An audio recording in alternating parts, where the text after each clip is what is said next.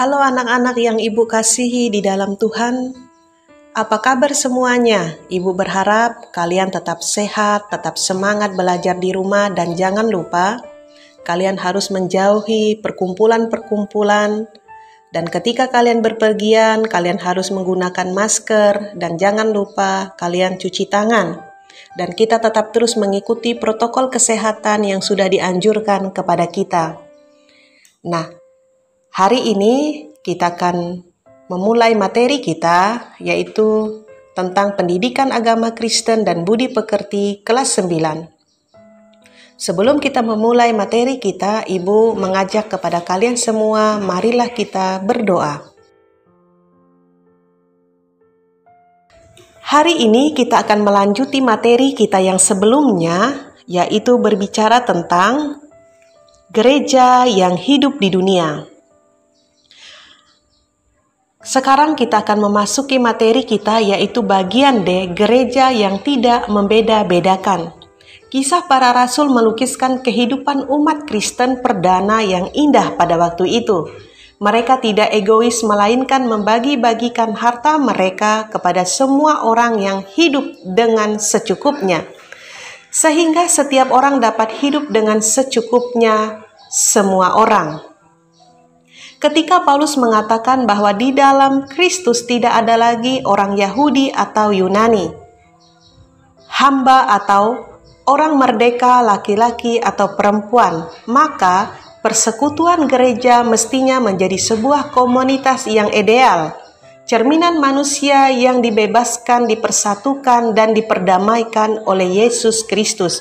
Artinya, kalian sebagai anak-anak Tuhan tidak boleh membeda-bedakan baik antara teman-teman kalian maupun perbedaan agama, suku, atau hal-hal yang lain. Kalian harus tetap bersatu dan saling mengasihi antara satu dengan yang lain. Itulah yang diajarkan Tuhan Yesus kepada kita semua sebagai orang percaya.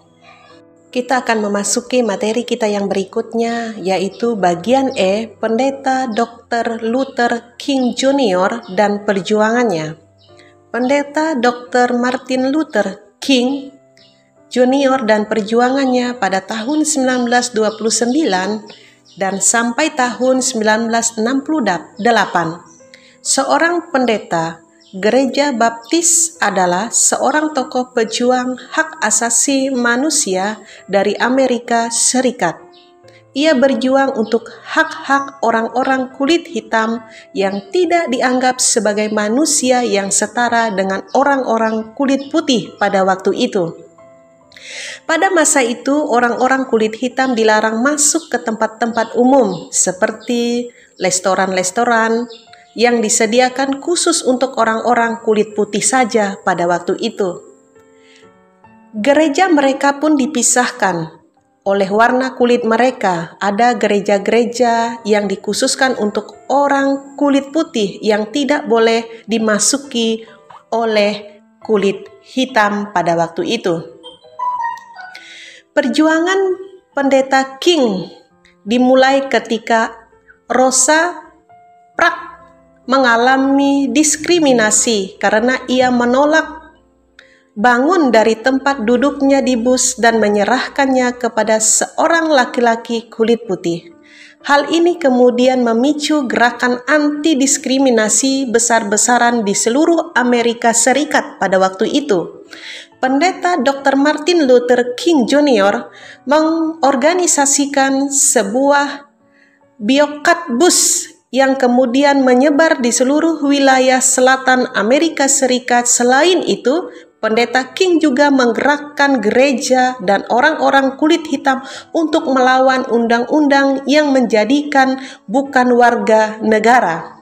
Pada tanggal 28 Agustus 1963, dia mengadakan mars di Washington, sebuah unjuk rasa untuk menuntut hak orang kulit hitam untuk pekerjaan dan kemerdekaan pada waktu itu.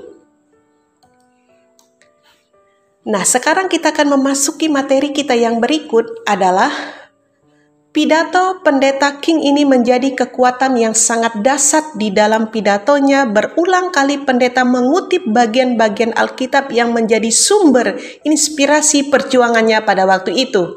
Bagaimana Pendeta King dapat memperoleh kekuatan yang begitu hebat? Ini menjadi sebuah pertanyaan bagi kita semua.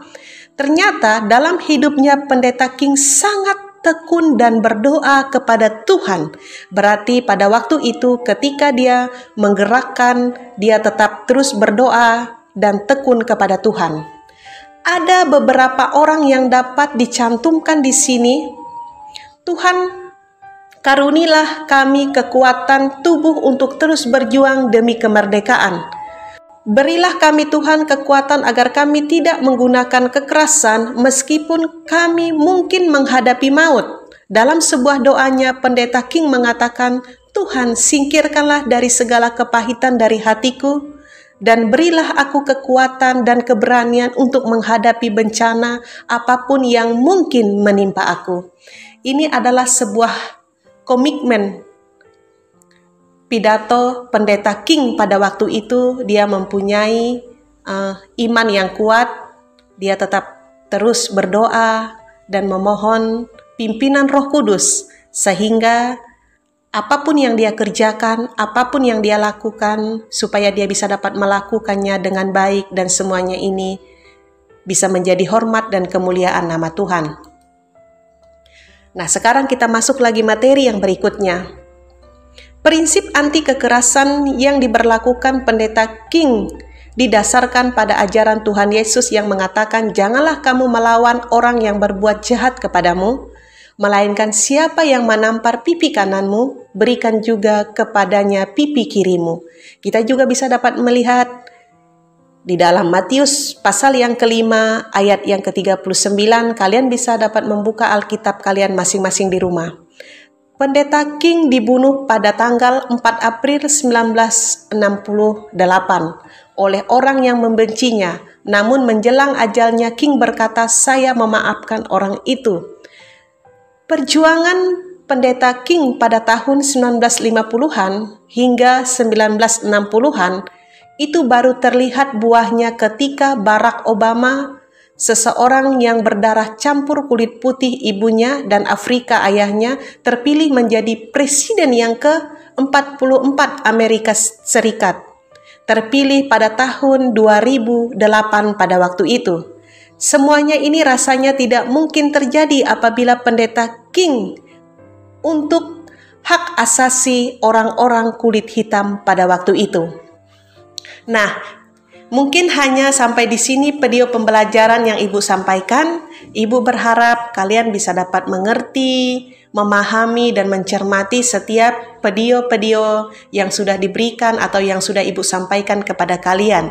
Nah, akhir dari video pembelajaran yang Ibu berikan kepada kalian, kalian akan mengerjakan soal latihan dari buku LKS bagian 3 dan bagian 4 halaman 35. Selamat mengerjakan, Tuhan memberkati. Salam sehat untuk kita semua.